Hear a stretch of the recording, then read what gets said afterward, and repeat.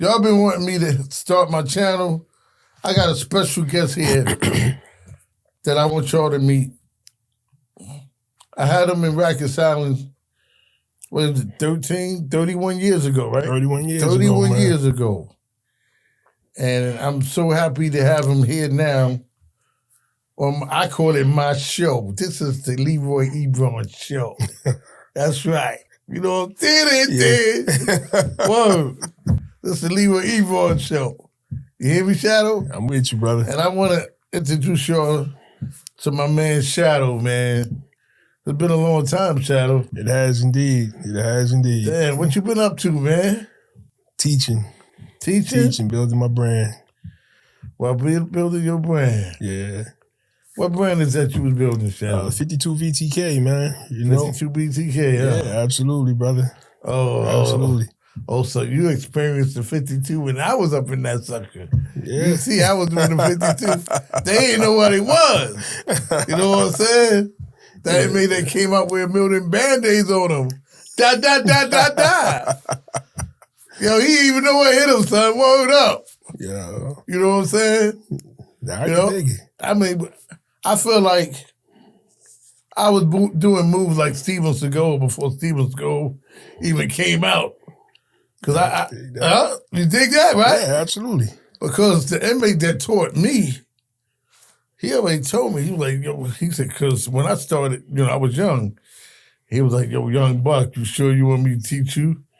But I had watched him, he was doing niggas dirty. Shadow, he was doing them filthy. And I mean, they was coming at him like back to back, like a John Wick movie. Bap, bap, bap, bap, bap. He was like, oh, yo. 52 is like that, man. Yo, he was doing them boys dirty. And I was like, I was excited. I felt like I was at the movie. I'm supposed to be like, stop, no, bring it up. I was like, God damn. You know what I'm saying? I could dig it. No, but for real, and I asked him, I was like, yo, you think you could teach me that? And he was like, let me tell you something, Shio. I would teach you that, but then y'all gonna bring me up on charges. I was like, no. Don't hit me like you was hitting no niggas. Just show me the moves. So he said, I'll tell you what. If you come in early, before everybody get up, and we go in the day room, so it's gonna take about a couple of weeks, but I'll show you some stuff. And Shadow, man, I got up every morning. I supposed to start at 7:30. I was in that jail like 5:30 in the morning. Just to see homeboy. The Shadow, he was tagging me, kid. But after about 3 weeks, every time he tried to, I was blocking those suckers. Pac-Man, nigga! He was like, I feel like, you got it, student. No, for real. I started counting everything he was doing. And, he was like, yo, you got it, man. You got it. Yeah. You got it. It's a viable system, man. And I want to thank him for that. I don't know where you at. I'm sorry I can't remember your name because I was young back then. But if you're still alive, if you can get in contact with me, you'll see my channel soon. Please get in contact with me, man. I would love to see you, bro. Now, Shadow, back to you. 31 years ago. Wow, that's a long time. What you had got locked up for, Shadow? I got locked up at the time. I was locked up for manslaughter. Running the streets, doing the things people do, young kids doing Brooklyn back them days, right? And got caught up. So, that's pretty much it, man. Running gangbanging, but it was different back then. Yes, it was. It was. Gangbanging was different back then.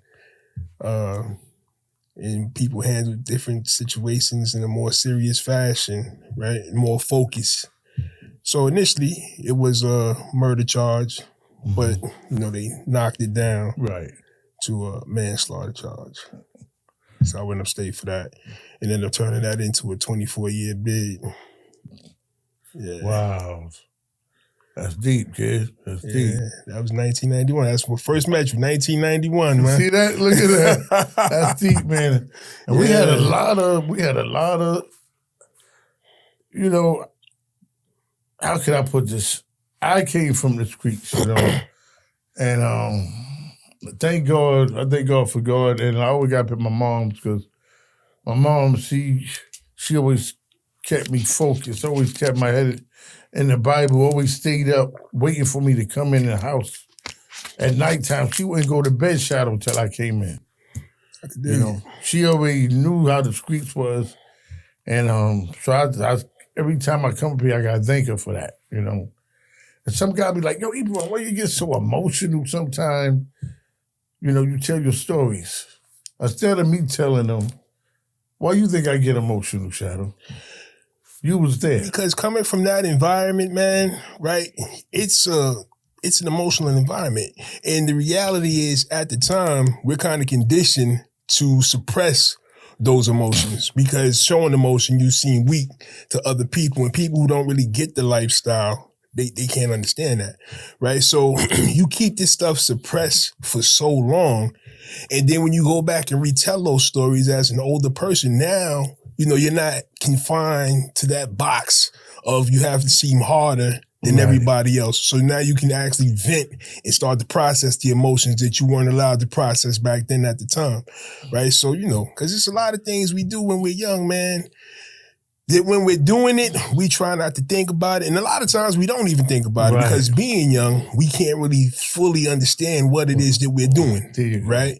We're just focused on the objective that we're trying to accomplish. Right. But then when we get older and we look back at the things that we've done to other people, and in the process of doing it to other people, we hurt ourselves too. Mm-hmm. And yo, man, you know, you do things and you affect people. You affect, like you take somebody off the count, you affected that person's family in a way that you have no idea, right? So, you know, and again, if nobody's been a part of that lifestyle, they can't really understand how impactful that can be. Right. You know, I was listening to my boy Tut. I was looking at one of his interviews, and he was talking about how the holiday season, like now, Christmas, and all that can hit people real hard. Hit real hard because they miss their family. Yeah. And, you know, this time of year is the time of year that we had the most hangings. Guys were trying to, you know, commit suicide a lot. Yeah. You know, and Tut said he's seen guys behind a wall, just grown, hard, tough criminals. I don't care how bad you is. He's seen them break down and cry, just like I seen them. That's true. I cried, man. I cried many times, man. You know what I'm saying? So, not for the holidays, but, you know. Right. You know, so don't, you know, that's why I said when I tell my stuff, sometimes it hurts so bad, Shadow, because sometimes you got to remember, I'm in a predicament where really, sometimes I ain't got no power to do something about it from the persons that's doing it to them. I could dig that. So I've become an outcast. You know, I you know, it came to a point where some of my own peers I had to put hands on. You know what I'm saying? No, I could definitely dig that. You know? So, like with that, the one thing, this, again, some people don't realize, right? Like us sitting here now, there would probably be people who don't understand the culture, be like, yo, this guy was a prisoner, this guy was a CO, how? But they're different types of COs, right? So you was one of the good ones, right? You stood up for dudes, right? You didn't treat dudes like, yo, you piece of shit prisoner or whatever the case. Am I allowed to curse on? Yeah. Like, yeah, you didn't treat dudes like they were subhuman, right? You treated everybody with respect, and dudes respected you for it, right? And that takes courage. Because there's a, you know, in corrections, there's a culture of, you know, we stick together against these guys, it's us against them. And whatever we do is right, whatever they do is wrong. And when you're the person who are like, nah, man, I grew up with these dudes, right? And I know that whatever they do ain't wrong, right? See, so that takes a courage in and of itself. You was a courageous dude, man. I commend you for that. That's why we can sit and have these conversations, man, because you was a real dude, you know, like I try to tell people when I came on a job, They used to try to say the friends you used to have on the street, they can't be your friends no more. You got to cut them off. I'm like, they said, yeah, you can't be with them, nothing. I was like, nigga, you lost your mind. Me and these guys went to war together. I saved their lives, they saved my life. And just because I get a city job now, you gonna tell me I gotta turn my back on my fellow? No, that's not gonna happen. That's not gonna happen, bro.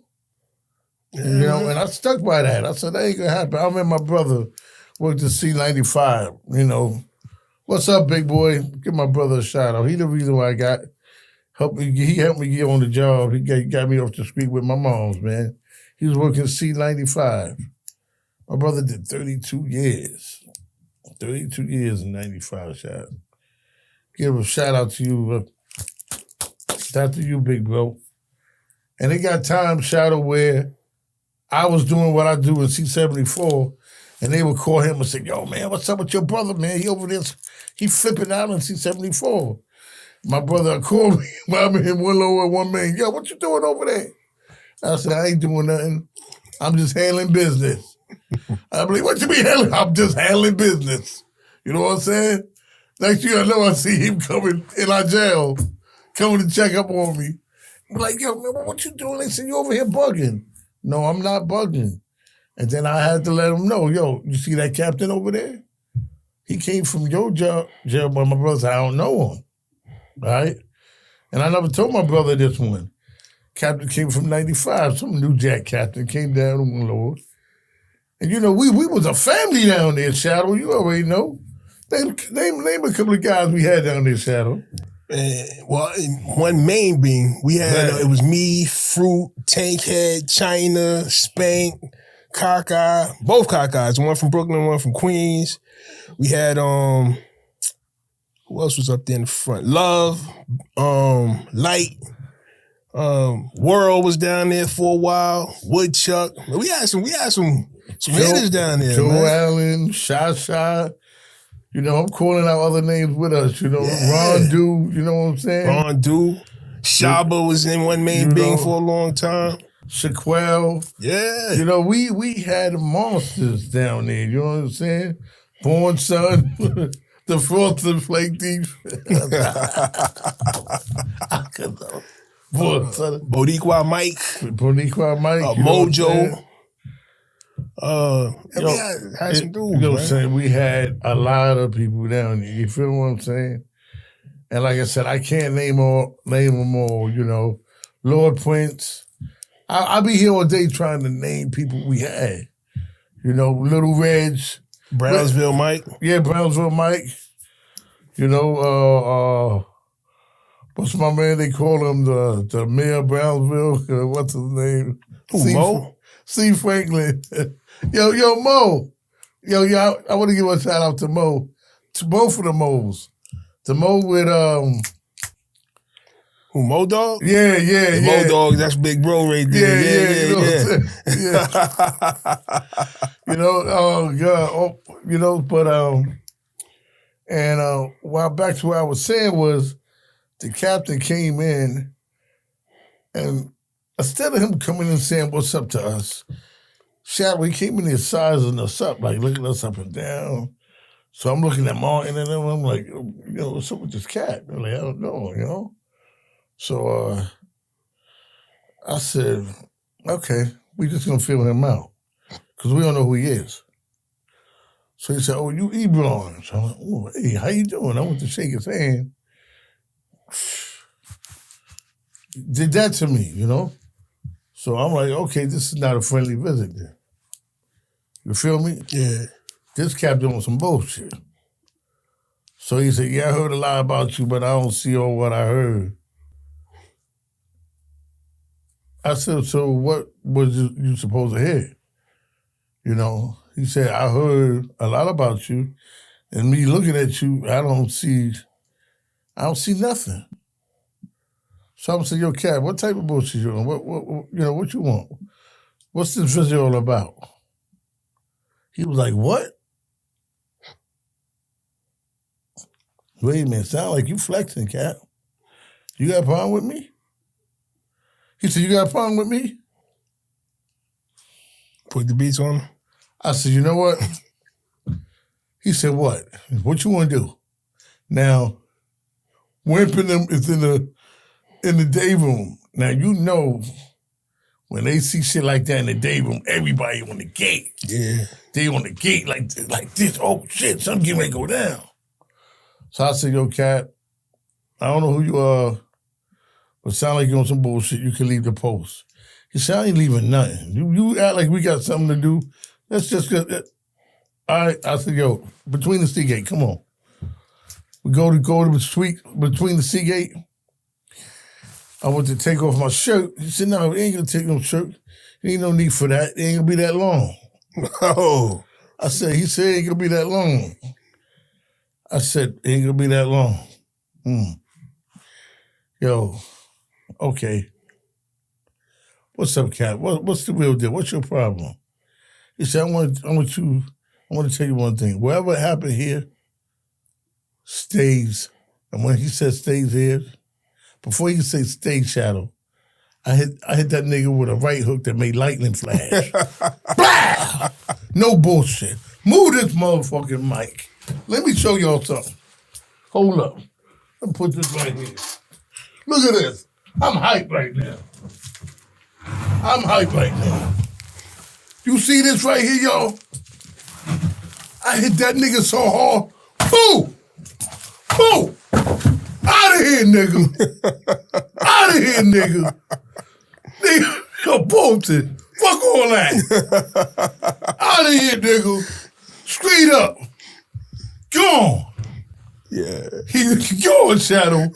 Word up. The nigga, when he fell down like a Buddha position.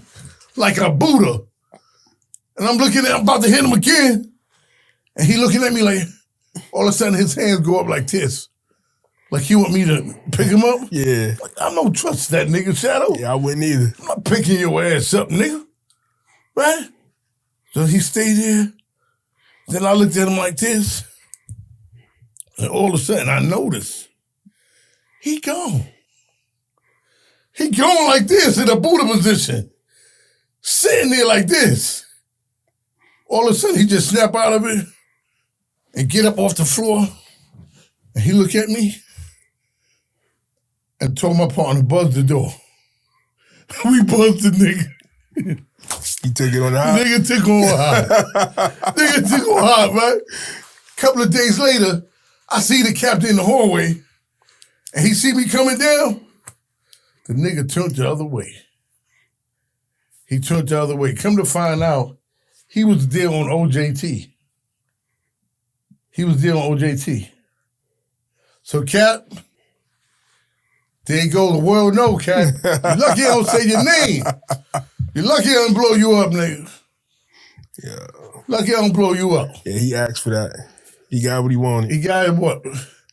So, Shadow, some of the things that you went through in C-74, give me some stuff, bro. Right, you know. All right, so I first hit the island in 1990. Right, so from 90, went home for a little bit, came back 91. You know, the island then was crazy as hell, right? The biggest thing, the revolution, right? Man. We started in one main bang. Yo, if y'all don't know what the revolution is, when they bang on those cells, y'all, it sound like war. What is it good for? Yeah. Go ahead, Shadow. Well, yeah, that right there was probably the highlight. You know, it was a couple incidences. Fort Maine, the House of Pain. The incident in Mall 4 Lower, where some people got. So I want to be like circumspect. Yeah. Some of what I say, right? But some people got hurt pretty bad down there. I may or may not have had something to do with some of that. Right. But there was that. But the revolution, I think, was the high point for me because I remember it started in one main yard and somebody had to get hands put on them and they tried to dead our wreck because that's the dudes like, nah, we ain't going in. And the police had hit Homo with a stick and that just set everybody off, man. And we started tagging the COs or whatever the case. And I think they were surprised, right? And it was one CO in particular named, I can't think of this dude. He was a big dude. So, I was 5'7" at the time. So he may not have been as big as he looked at me at the time. Right? But he was a big dude, wore glasses. I put that dude on his back pocket, man. Surprised the hell out of him. Surprised, yo, son, it was going down. Yeah, man. I tried to tell people, when we started, it was no holds barred. Whether you a CEO or not, nigga. Yeah. You better arm up, 80 up. Yeah, man. Anybody can get it, man. Anybody can get it, man. That's a fact. That is a fact. Like I said, when I came through Shadow, man, on the R side, the odd even. Yeah, you had the R side of the building. Right, and the even side of the building, son. They used to be 4 main, 4 upper. Them niggas used to pop it off. I tell Mob people, 8, man. Mob 9 popping off, nigga.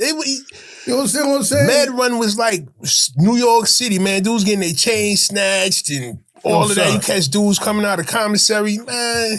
Right? Because C-74 was a crazy place. That was like the Wild West. That's why I tell you, I seen so much shit. I seen shit I can't even tell. That's how much shit I seen. You know what I'm saying? Yeah, certain shit I just can't tell, certain shit that bring tears to your eyes when you see this shit. It just bug you the fuck out. You know what I'm saying? So I'm like, oh man, you can't make this shit up, man. I can dig it, man. You can't make this shit up, man. One of the things I think that makes C-74 so crazy is because it was primarily adolescence. And we was young. We didn't really. When you're young, you think you're invincible and you're immortal. Nothing can happen to you. You're never gonna die. So you do a lot of dumb stuff, man. Like I spent most of my time on Rikers Island, in and out of the Bing, for doing stupid stuff. You dig what I'm saying? Yeah. And that was true for all of us, all of the Bing monsters. Right. Yeah, man. Like Shy, little Shy, he got a story on me on YouTube where he had me laughing when I heard him tell a story. It was one time they had me locked down in the Bing because I couldn't leave the Bing. When I leave the Bing to go upstairs to get some air, the warden and them will be like, yo, what are you doing? I mean, like, what you mean what I'm doing? Yo, you belong in the Bing. Yo, can I come out and get some air? Can I get some air? You feel what I'm saying? Yeah, absolutely. Let me get some air, man. Nah, certain COs, especially like one main Bing, 6 lower Bing to a degree, but one main Bing in particular, it was like certain COs, if they was there, everything was cool. If those COs wasn't there, man, it was gonna be hell to pay, man. Yeah, man. Cause so like, because you had the studies and then we had a program, right? We know the Bing, everybody's supposed to be locked in, but certain dudes get lockout props, right? That's right. So the studies know who's supposed to lock out. Right. When people who ain't the study ain't there, they lock out who they want to lock out. And that's a whole problem right there, man. Yeah, that's a whole problem right there, man. You know? I went down one time. I went to one main one day. They had a bunch of non-steadies in there. And they had a suicide in the house gang fighting for their life. Son. And it was a shame because they was trying to extort them. They were like, yo, you better bring me some razors, bring me some ices, all this stuff, cigarettes. And the dude said, no, I'm not bringing y'all nothing. And then this was before we had the slot. We had the slot, but not the flat. So they tried to kill him between in the gate. Yeah. Then they had to walk down the plank, like he had to walk down the line. And he walking down a thin line. If you mess up, your ass getting cut. I remember we used to have the Soul Train line in one main Bing, man. The Soul Train line, go ahead. We would call, like, if a CO did something or one of the suicide aides did something we didn't particularly like. Yeah. It was a dude in the last cell named Flay. We had Flay call him all the way to the back. And then we had the Suave shampoo bottles filled up with piss and shit and sour milk. And then as they walking past, everybody squirting them like they on the firing line. They trying to. Your shadow is.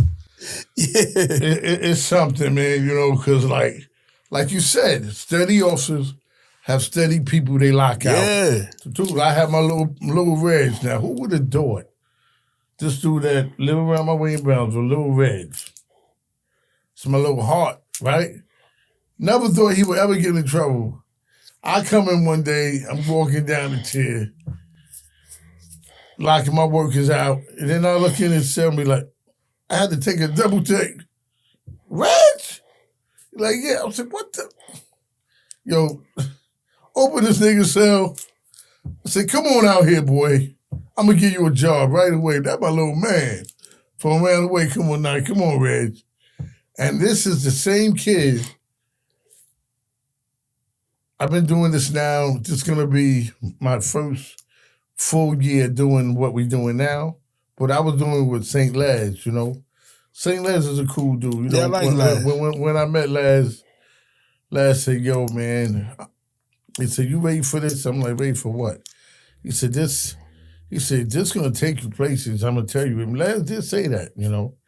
And I was like, man, get out of here. I don't know what you're talking about. But look, he knew what he was talking about. And I always told Laz, St. Laz, I said, yo, listen, if I ever make it somewhere, I'm not going to forget you.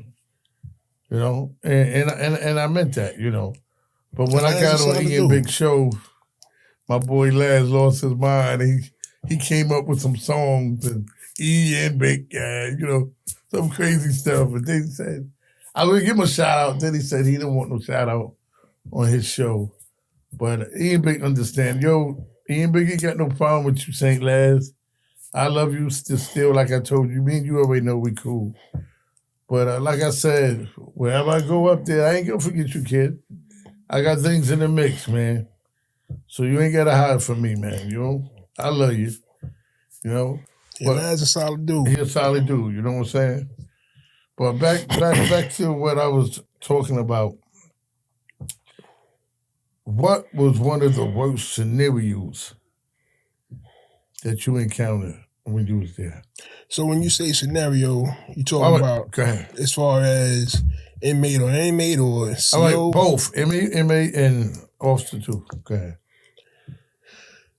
All right, so I don't think there would be one solitary worst scenario. Okay. Right? But many. I think one that stands out is there was a dude who we was in one main bang. Right. And dude was racist, right?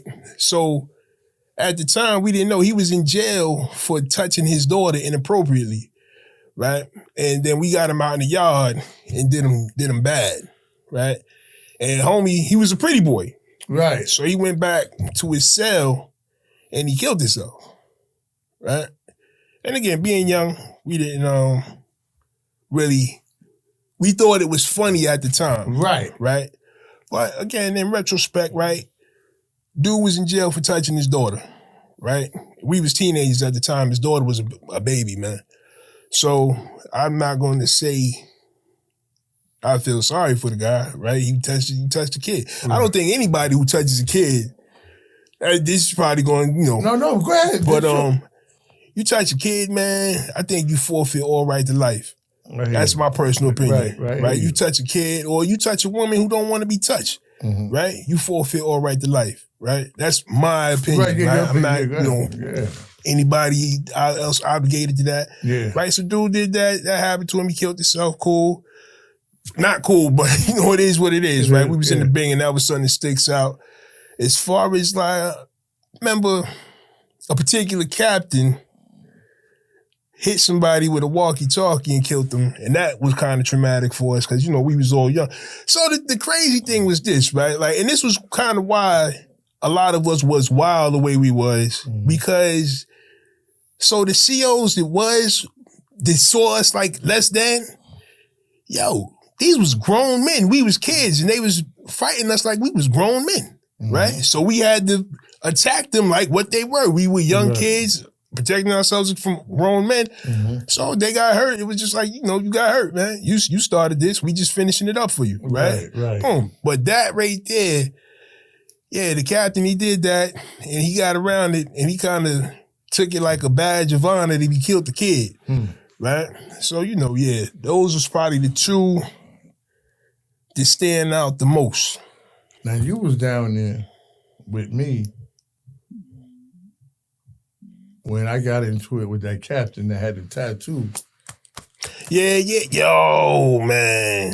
You was down there with me. Yeah, that dude. Wasn't that crazy? That was crazy. You should have... Yo, talk to me. Yo, man. You should have punished him bad. Wasn't that crazy? Yo, that dude was a straight racist. Wasn't that crazy, bro? Yeah, man. I don't even see how they let him get the job. Yo, son, that's why I say certain things that happen on Rikers Island, I sometimes you read the comments, they be like, oh, they bullshit, that shit never really happened, I would like to see them come to Rikers Island. Yo, one thing... You know what I'm saying? That's why I don't understand. When they talk that nonsense, oh, that shit never really happened, oh, he lying. There gotta be people that never been behind no walls. Gotta be. Because it's like... what I'm saying? For real. I've seen people, man, like, again, this kind of goes back to what I was saying earlier about coming from a culture, living a lifestyle. If you're not really part of it, certain things you're not going to see. And being in it, even from the correctional officer, because you see shit, right? And the reality of the situation is you probably see more than me because you're on call. So you got to go to different dorms. So there could be something happening over there. I hear about it. I won't see it. Right?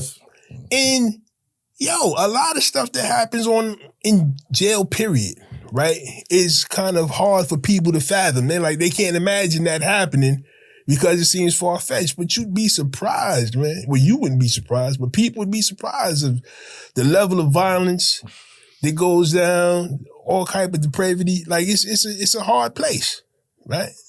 Like, incarceration, any incarceration environment is basically society stripped down to its bare bones, man. There's no pretense. There's no civility, right?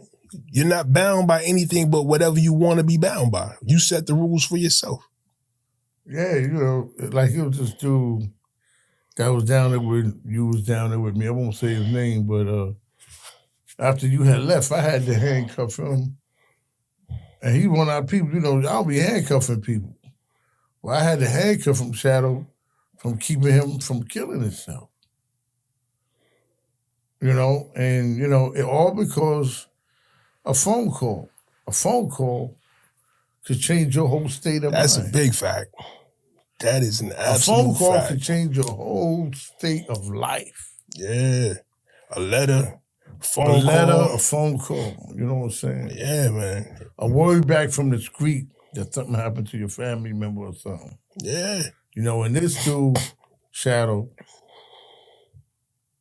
he had slot time on the phone. He had so much slot time, he one of the ones, and I know some of your brothers that been in jail, y'all gonna understand what I'm saying. He was one of them brothers, he had so much slot time that he had the phone so long that the sweat be falling out his ears. Am I lying? Nah, that's a click to click. Am I lying, right? That's how much phone time he had. That phone with sweat coming from his ears. And it's not, they like, oh, well, that's the CO job. No, yeah, it's a CO job because I'm going to do my job. But if nobody else want to get on the phone, what you want to do? So that means he obviously got, hookups with the dudes. Maybe he bought time, with the commissary or whatever. But he got that click. That's his click. But this day, do you remember they start hooking up the phone thing where it was coming out of a speaker? Nah. Or like a radio. They had it hooked up to a radio. Like, oh, yeah, nah, that's after me. That's after you, right? Yeah. They had a radio, so they could be talking to the girl like they on the speaker. And he just laying there, but he don't have to have the phone, like there, but he should have never did that. Because now everybody can hear the conversation a little bit. And he was barking on his girl. It was like, yo, why the fuck you keep going in and out on me? Telling me, wait a minute, what's going on? You got somebody in there? And she was like, nah, why you keep saying that? He said, because you keep hitting me on pause, like, hold on for a minute, but I sound like I hear somebody in the back. And you see that? He said, you don't hear nothing, baby. You just bugging out in there. He said, I better not be bugging out in there. But I swear I heard somebody. And I'm right there, Shadow, by the bubble with him. And then you heard this. Motherfucker came out and just said, the best side of waking up is with my dick in your butt. That nigga lost his fucking mind. What, bitch? I'm gonna kill you and I'm gonna kill him.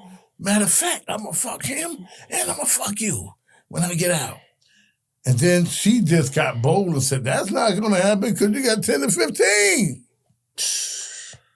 He went to, you know how they take the phone and start trying, I grabbed his hand, yo, nah, you ain't gonna break the phone, kid. Ain't gonna break the phone, kid. Yo, I took the phone on, I said, yo, go on, man. And now he flipping. Niggas moving out his way. He flipping, going down the tier. So he go in the cell. Then niggas said, yo, man, go check on something, man. Something bugging out, man, bugging out. And I went in there, Shadow. He done lost his mind. He making a loose, man. He making a loose. I'm like, yo, what you doing, man? Nah, fuck that, man. When yo, give me the handcuffs. I played him. I said, come on, man, I'm gonna take you to the clinic, man. Come get some air.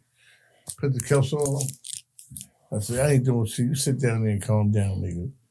And I kept him with me for about 3 hours so he could calm down. Took the motherfucking sheet away from him. Then when it was time for me to go home, I said, come on, let's go to the clinic now. No, yeah, I'm good now. I'm good now. Thanks a lot, though. I'm good now. Because I didn't hear it come from the back. I heard it come from the front. I said, come on, man. I said, come on, go to the clinic and get some air, man. So I take him to the clinic and I tell one of our boys, yo, man, watch him, man. He all right, but he got a little bad news from home. I just want to make sure, you know, he don't do nothing stupid. So they said, all right. But that's just to show you, just a phone call could take your ass out of here. That's the truth, man. You know what I'm saying? That's the absolute truth. You know?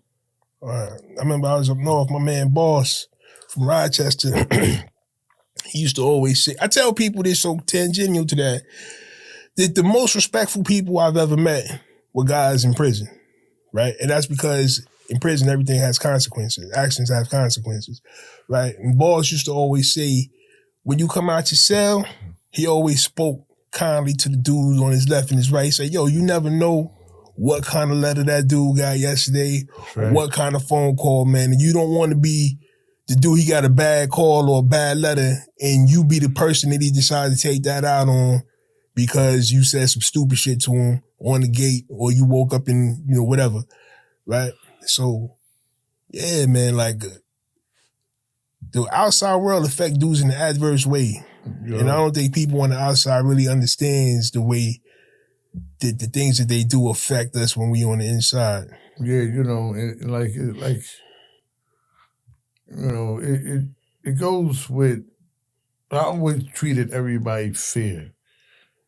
I always went in there like that. Always. It didn't matter where you was from. The whole 5 boroughs, Harlem, Bronx, Queens, Brooklyn, it don't matter. I'm going to treat you right, man. As long as you treat me right. You know that, Ricky. You treat me right. I treat you. You treat me right. No, that's how it go. Yeah. You know? But, hey, you know, that's why I was able to go to any barrel and I get mad love. And I show mad love, you know what I'm saying? But I know officers that can't even go outside. Man, listen, it's been 30-something years. There's certain correction officers, if I see today from Rikers Island, see, I break their fucking jaw, man. You see it? See what I'm saying? Word. You see what I'm saying? Butler, I'm talking to you. Yeah, but that's real talk, though. You see what I'm saying? Yeah. That's real talk, man. Straight up, you know. It's real talk. I got this officer right now. I got to tell a story, man. Martin and them gonna bug out. Martin Reachburg, they gonna bug out. Because we retired now, I can tell a story. Officer come down. Officer like 6'8", slim officer. Come down my post. He want to beat this inmate up. And I hear him talking to them, but I'm in the bathroom. So I'm like, yo, don't come down here with that bullshit. Whatever happened out there, you should have dealt with it.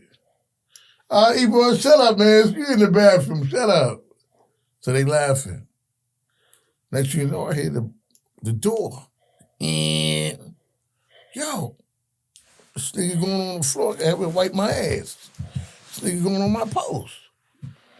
I'm like, yo, what's going on? I see the officer step in the dude's cell. I'm like, yo, why y'all let him go in there for, man? Yo, man, he did it himself. Next you know, niggas is revoluting. Boom, boom, boom, boom, boom, boom, boom, boom, boom. And they saying, it ain't going down like y'all think it's going down. Yo, the officers looked at me. I turned around, I went down there to see. Yo, the little Spanish kid had the nigga in a yoke like this. Pinning him to sleep. Slob coming out his mouth. I look, I said, see, that's what the fuck you get. That's what you get. Yeah, he You know what I'm saying? That. So the officer, I was like, all right, let him go. So Ebron, he ain't gonna fuck you up. I'm right here. He ain't gonna touch you. He violated. Let him go. When he let him go, officer half limp. Get your fucking ass up. We picking the officer up. So we take the officer out. The whole bang going crazy. They're like, ah. So we go and take him in the bubble. The officer look at us and say, don't y'all tell nobody what just happened. So we laugh and I was like, yo, this dude is no more than 5 feet. You 6'8", 6'9". How the fuck he get up? He said, man, when I went in that cell, that nigga jumped on the top of the bed and jumped on my neck like I was a gremlin. He said he was the same size as me.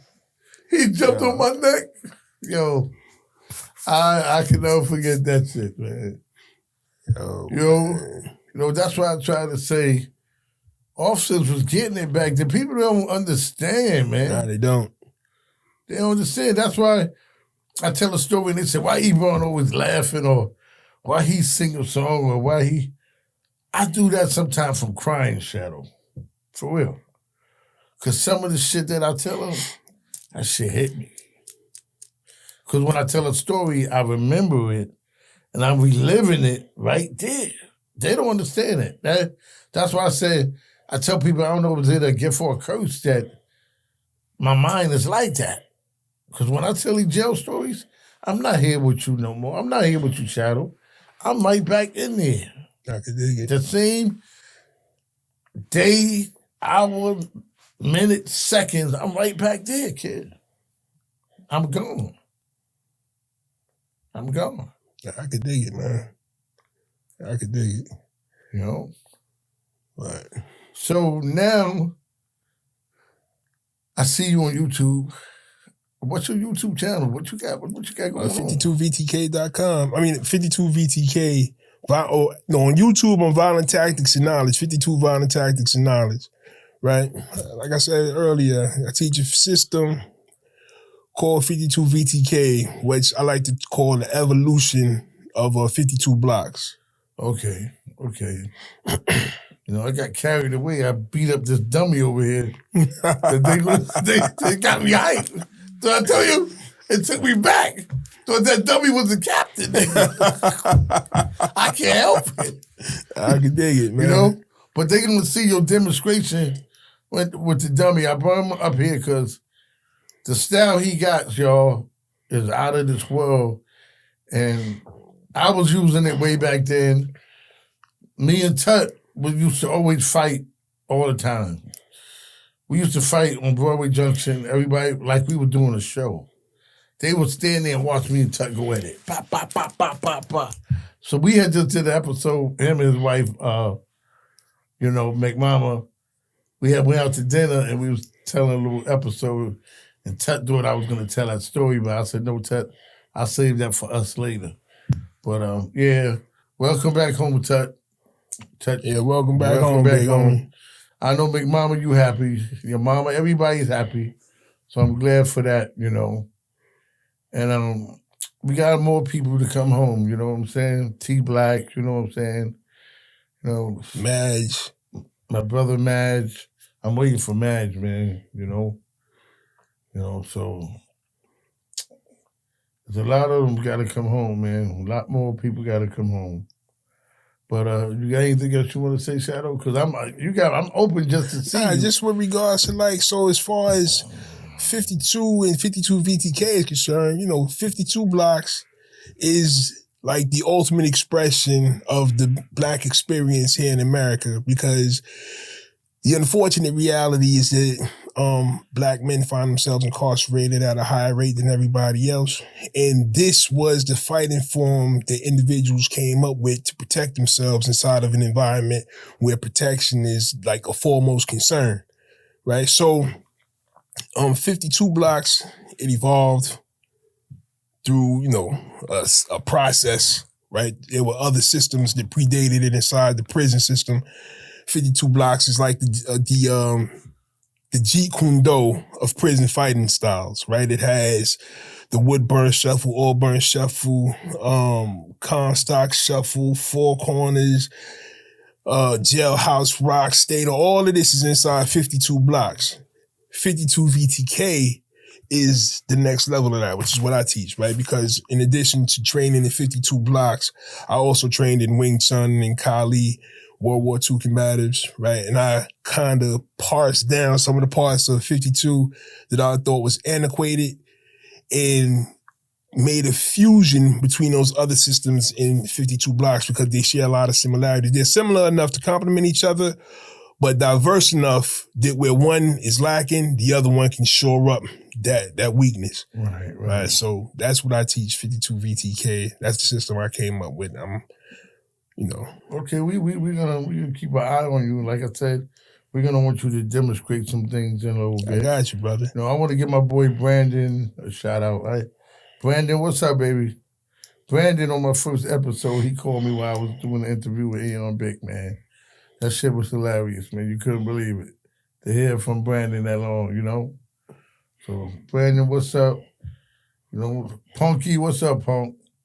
But other than that, man, we're going to wrap this up. And this is just the beginning.